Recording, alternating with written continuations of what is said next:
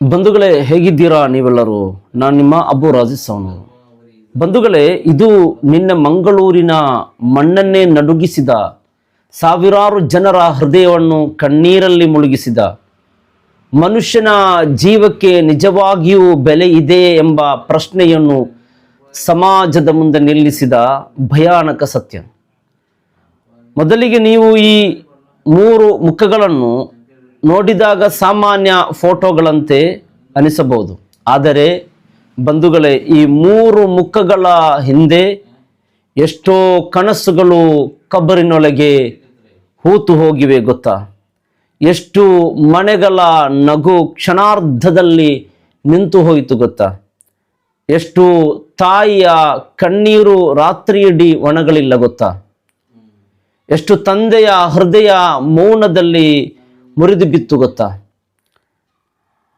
ಅದನ್ನೆಲ್ಲ ನಾನು ಒಂದೊಂದು ಎಲೆಯಂತೆ ಬಿಡಿಸಿ ಹೇಳುತ್ತೇನೆ. ಆದ್ದರಿಂದ ದಯವಿಟ್ಟು ಈ ವಿಡಿಯೋವನ್ನು ಕೊನೆಯ ತನಕ ನೋಡಿ. ಯಾಕೆಂದರೆ ಕೆಲವೊಮ್ಮೆ ಒಂದು ಕತೆ ಕೇವಲ ಮನರಂಜನೆ ಕೊಡುವುದಿಲ್ಲ, ಅದು ಮನುಷ್ಯನ ಬದುಕನ್ನೇ ಬದಲಾಯಿಸಿ ಬಿಡುತ್ತದೆ. ಅವನ ಹೃದಯವನ್ನು ಎಚ್ಚರಿಸುತ್ತದೆ, ಅವನ ಅಹಂಕಾರವನ್ನು ಮಣ್ಣಿನೊಳಗೆ ಹೂಳುತ್ತದೆ ಮತ್ತು ಈ ಲೋಕ ಶಾಶ್ವತವಲ್ಲ ಎಂಬ ಸತ್ಯವನ್ನು ಅವನ ಕಣ್ಣಿಗೆ ಕಟ್ಟಿಕೊಡುತ್ತದೆ. ಬಂಧುಗಳೇ, ಒಂದು ಕಡೆ ಮಂಗಳೂರಿನ ಉರ್ವಾದಲ್ಲಿ ನಡೆದ ಭೀಕರ ಲಿಫ್ಟ್ ದುರಂತ. ಆ ಲಿಫ್ಟಿನ ಕಬ್ಬಿಣದ ಗೋಡೆಗಳ ನಡುವೆ ಸಿಲುಕಿ ಕೊನೆಯ ಉಸಿರಿನವರೆಗೂ ಜೀವಕ್ಕಾಗಿ ಹೋರಾಡಿದ ಬೆಲಾಲ್ ಉಂಜಿಗೆರೆಯ ಬಡ ಮನೆಯ ಯುವಕ ನೌಫಲ್, ಮಾತು ಬಾರದ ತಂದೆಯ ಕುಟುಂಬವನ್ನು ಕಾಪಾಡಲು ಹಳ್ಳಿಯಿಂದ ಮಂಗಳೂರಿಗೆ ಬಂದಿದ್ದ ಆ ಪರಿಶ್ರಮ ಮಗ. ಮನೆಯವರ ಕಣ್ಣಲ್ಲಿ ಅವನು ಕೇವಲ ಮಗ ಅಲ್ಲ, ಆ ಮನೆಯ ಬೆಳಕು, ಮನೆಯ ಆಶ್ರಯ, ಮನೆಯ ರಿಜ್ಕ್, ತಾಯಿಯ ಉಸಿರು, ತಂದೆಯ ನಿರೀಕ್ಷೆಯ, ತಮ್ಮಂದಿರ ಕನಸು.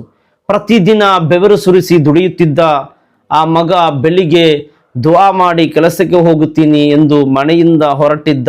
ಆದರೆ ಬಂಧುಗಳೇ, ಯಾರಿಗೂ ಗೊತ್ತಿರಲಿಲ್ಲ ಸಂಜೆ ಆ ಮಗ ಮನೆ ಬಾಗಿಲು ತಟ್ಟುವುದಿಲ್ಲ ಎಂದು. ಸಂಜೆ ಮಗನ ಮನೆಗೆ ಬರುವುದಾಗಿ ಆ ಮಗನ ಧ್ವನಿ ಬರಲ್ಲ, ಅವನ ಜನಾಜೆ ಎಂದು ಯಾರಿಗೂ ಗೊತ್ತಿರಲಿಲ್ಲ. ಯೋಚಿಸಿ ನೋಡಿ ಬಂಧುಗಳೇ, ಒಂದು ತಾಯಿ ಬಾಗಿಲ ಕಡೆ ನೋಡುತ್ತಾ ನನ್ನ ಮಗ ಯಾವಾಗ ಬರುತ್ತಾನೆ ಎಂದು ಕಾಯುತ್ತಿದ್ದಾಳೆ. ಆದರೆ ಕೆಲವೇ ಗಂಟೆಗಳಲ್ಲಿ ಅವಳ ಕಿವಿಗೆ ಬಿದ್ದದ್ದು ನಿಮ್ಮ ಮಗ ಇಲ್ಲ ಎಂಬ ಮಾತು. ಆ ಕ್ಷಣದಲ್ಲಿ ಆ ತಾಯಿಯ ಹೃದಯ ಎಷ್ಟು ಬಾರಿ ಸತ್ತಿರಬಹುದು.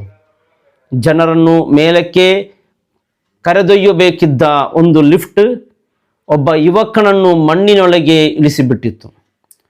ಒಂದು ಸುರಕ್ಷಿತ ಲೋಪ, ಒಂದು ನಿರ್ಲಕ್ಷ್ಯ, ಒಂದು ಪರೀಕ್ಷೆ ಮಾಡದ ಬಿಟ್ಟ ಯಂತ್ರ ಸಾಕು, ಒಂದು ಮನೆಯ ದೀಪವೇ ಹಾರಿಬಿಟ್ಟಿತ್ತು.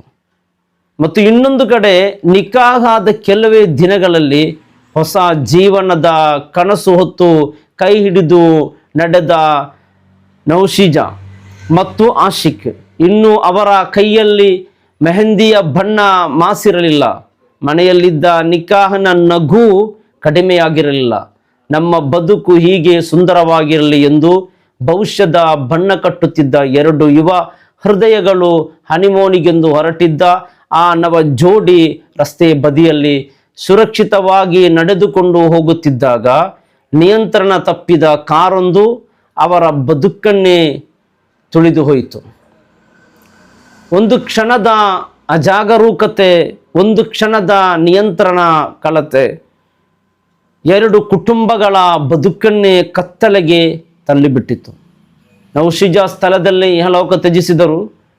ಆಶಿಕ್ ಆಸ್ಪತ್ರೆಯಲ್ಲಿ ಮರಣದ ಬದುಕಿನ ನಡುವೆ ಹೋರಾಡಿ ಕೊನೆಗೆ ಮರಣ ಹೊಂದಿದರು.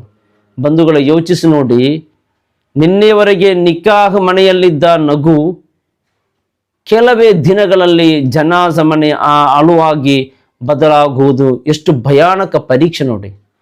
ಹೊಸ ಜೀವನಕ್ಕಾಗಿ ಖರೀದಿಸಿಟ್ಟ ಬಟ್ಟೆಗಳು ಇನ್ನೂ ಅಲಮಾರಿನಲ್ಲಿರಬಹುದು, ಆದರೆ ಅವನನ್ನು ಧರಿಸಬೇಕಿದ್ದ 2 ಹೃದಯಗಳು ಇಂದು ಕಬ್ರಿನ ಮೋನದಲ್ಲಿ ಮಲಗಿವೆ.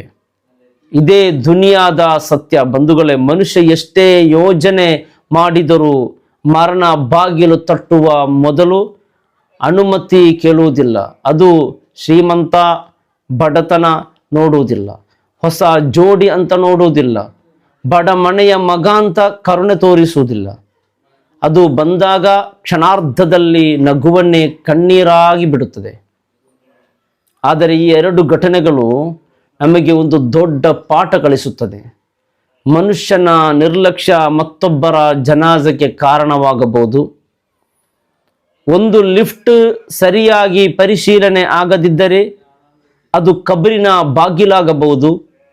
ಒಂದು ವಾಹನ ಜಾಗೃತಿಯಿಂದ ಚಲಾಯಿಸದಿದ್ದರೆ ಅದು ಯಾರದೋ ತಾಯಿಯ ಕಣ್ಣೀರಾಗಬಹುದು. ಆದ್ದರಿಂದ ಇಸ್ಲಾಂ ನಮಗೆ ಕಲಿಸುವ ದೊಡ್ಡ ಪಾಠವೇ ಅಮಾನತ್. ನಮ್ಮ ಕೈಯಲ್ಲಿರುವ ಪ್ರತಿಯೊಂದು ಜೀವವು ಅಲ್ಲಾಹನು ನೀಡಿದ ಅಮಾನತ್.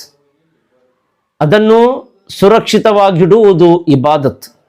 ಆದರೆ ಇವತ್ತು ಕೆಲವರು ಲಾಭಕ್ಕಾಗಿ ಸುರಕ್ಷತೆಯನ್ನು ಮರೆತಿದ್ದಾರೆ, ಕೆಲವರು ವೇಗಕ್ಕಾಗಿ ಜಾಗೃತೆಯನ್ನು ಮರೆತಿದ್ದಾರೆ ಮತ್ತು ಕೊನೆಗೆ ಅಳುವುದು ಬಡ ಕುಟುಂಬಗಳು.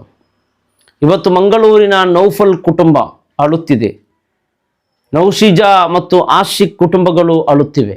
ಆದರೆ ನಾಳೆ ಆ ಕಣ್ಣೀರು ನಮ್ಮ ಮನೆಯ ಬಾಗಿಲಿಗೆ ಬಾರದಿರಲಿ ಅಂದರೆ ನಾವು ಈಗಲೇ ಬದಲಾಗಬೇಕು. ಲಿಫ್ಟ್ ಬಳಸುವಾಗ ಜಾಗೃತಿ ಇರಲಿ. ಔಟ್ ಆಫ್ ಸರ್ವಿಸ್ ಸೂಚನೆ ಇದ್ದರೆ ಅದನ್ನು ಆಟವನ್ನಾಗಿ ನೋಡಬೇಡಿ. ಕಟ್ಟಡ ಮಾಲೀಕರು ನಿಯಮಿತ ಸುರಕ್ಷಿತ ತಪಾಸಣೆ ಮಾಡಿಸಬೇಕು. ವಾಹನ ಚಲಾಯಿಸುವವರು ತಮ್ಮ ಆರೋಗ್ಯ, ನಿದ್ರೆ, BP, ಮೊಬೈಲ್ ಇವುಗಳ ಬಗ್ಗೆ ಎಚ್ಚರದಿಂದಿರಬೇಕು. ಯಾಕಂದರೆ ನಿಮ್ಮ ಕೈಯಲ್ಲಿರುವ ಸ್ಟ್ಯಾರಿಂಗ್ ಕೇವಲ ವಾಹನದ ನಿಯಂತ್ರಣ ಅಲ್ಲ, ಅದು ಯಾರದೋ ಕುಟುಂಬದ ಭವಿಷ್ಯದ ನಿಯಂತ್ರಣ. ಬಂಧುಗಳೇ, ಈ ಮಾತನ್ನು ಕೇವಲ ಕಥೆಯಂತೆ ಕೇಳಿ ಮರೆತು ಬಿಡಬೇಡಿ. ನಿಮ್ಮ ಹೃದಯದೊಳಗೆ ಇಳಿಸಿಕೊಳ್ಳಿ. ಯಾಕಂದರೆ ಕೆಲವೊಮ್ಮೆ ಒಂದು ಕತೆ ಮನುಷ್ಯನ ಬದುಕನ್ನೇ ಬದಲಾಯಿಸಿ ಬಿಡುತ್ತದೆ. ಯಾ ಅಲ್ಲಾಹ್, ಮಂಗಳೂರಿನ ನೌಫಲ್ ಸಹೋದರನಿಗೂ ನೌಶಿಜಾ ಮತ್ತು ಆಶಿಕ್ ದಂಪತಿಗಳಿಗೂ ಜನ್ನತುಲ್ ಫಿರ್ದೌಸ್ ಅನುಗ್ರಹಿಸಲಿ. ಅವರ ಕಬರನ್ನು ನೂರಿನಿಂದ ತುಂಬಲಿ. ಕುಟುಂಬಗಳಿಗೆ ಸಬ್ರ್ ಜಮೀಲ್ ನೀಡಲಿ ಮತ್ತು ಈ ಘಟನೆಗಳನ್ನು ನಮ್ಮೆಲ್ಲರಿಗೂ ಜಾಗೃತಿಯ ಬೆಳಕಾಗಲಿ. ಆಮೀನ್ ಯಾ ರಬ್ಬಲ್ ಆಲಮೀನ್. ಇನ್ಶಾ ಅಲ್ಲಾಹ್ ಮತ್ತೆ ಸಿಗೋಣ. ಅಸ್ಸಲಾಮು ಅಲೈಕುಂ ವರಹಮತುಲ್ಲಾಹಿ ವಬರಕಾತುಹು.